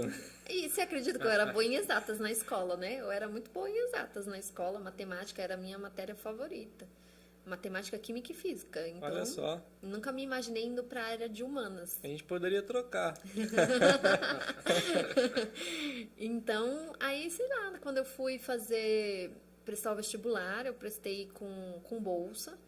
E aí, eu podia escolher qualquer um desses 3 cursos, né, que eu havia colocado para mim. E eu acabei escolhendo a psicologia, que eu consegui com uma bolsa de 60%. E entrei de cabeça nisso, gostei, adorei e não quero sair mais. Você tinha um interesse ali e tal, a hora que você começou no curso, na graduação, você realmente se identificou e viu que era isso que você queria. Sim, E aí entrei, fiz a faculdade, fiz pós e estamos estudando, continua sempre procurando um pouquinho mais de entendimento sobre o assunto. E tem muita coisa pra gente ainda aprender, porque a gente nunca sabe tudo, né? Sim, então é doutora Cíntia. Não, não cheguei no doutorado ainda, tô longe. Muito bom, e você fez pós em quê? Fiz em terapia cognitiva comportamental. Hoje você atua, tem algum segmento específico? Você atende geral, assim, ou você pretende se especializar em algum tipo de atendimento? Sei lá, vou atender só adolescentes, vou atender só idosos, ou só casos específicos X, por exemplo? A minha área de atuação é principalmente na área da ansiedade e da depressão, né? Eu trabalho numa clínica que a gente atende todas as faixas etárias, mas eu prefiro mesmo atender adultos, adolescentes e adultos, né? Essa é a minha preferência. E especialista, eu sou especialista na terapia cognitiva comportamental mesmo, que é a área clínica, que é uma terapia que a gente trabalha bastante as questões pontuais de cada paciente, digamos assim, né? Você chega lá no consultório com determinada situação, sei lá, relacionada à ansiedade. Então, é isso que a gente vai trabalhar pontualmente, o que você traz, né? A gente trabalha dessa forma, o aqui e o agora, o que você está vivenciando nesse momento da sua vida, o que isso está impactando, em que área da sua vida, é na profissional, é na sentimental, é na, né, familiar. Então, nós vamos trabalhar essa questão em específico. E aí, conforme o paciente vai trazendo aquelas questões pontuais, é o que a gente trabalha. Legal. E aí? O que você achou? Foi muito esclarecedor, hein, esse tempo aqui. Foi bom demais. Deu para tirar muitas dúvidas, entender mais, né, sobre esse tema e não só sobre o suicídio em si, mas todas as outras questões que pode levar uma pessoa, né, à depressão. Acredito que pergunta sempre vai ter mais, né? Sempre, sempre. Mas a pergunta principal é que a gente começou perguntando se era importante mesmo falar desse tema. O que você acha? Vou deixar aí para os nossos telespectadores comentar aí. Comentem aí o que você achou. Se você acha válido, né, essa discussão, essa conversa, se é importante, se está em falta esse tipo de conversa, se você tem alguma situação, coloque aí também, compartilhe com a gente, interaja com a gente, e mande, se tiver dúvidas também, perguntas, mandem para a gente vai repassar para a Cíntia e vamos em frente, né? Um assunto aí bem importante, a gente fez questão de trazer aqui para vocês e esperamos que vocês gostem, reflitem e procurem terapia. Vai se tratar. Todos nós precisamos. Ela acabou de falar que não é assim que se fala e eu termino falando assim. Cíntia, muito obrigado pela sua presença. Foi um prazer recebê-la aqui. Acho que foi foi muito bom esse momento. Papo longo, né? Assim, pesado, que faz a gente pensar, refletir, sair um pouquinho do automático ali, mas foi muito bom, assim. Acho que a gente traz um tema aqui que vai agregar bastante. Sim. Que bom, fico feliz em poder contribuir um pouquinho aí com os pensamentos e estamos aí, se precisarem, só chamar. É nóis, muito obrigado, Cíntia. Até mais. Certeza que teremos outras vezes também, né? Sim, com certeza. Abraço. Abraço. Abraços.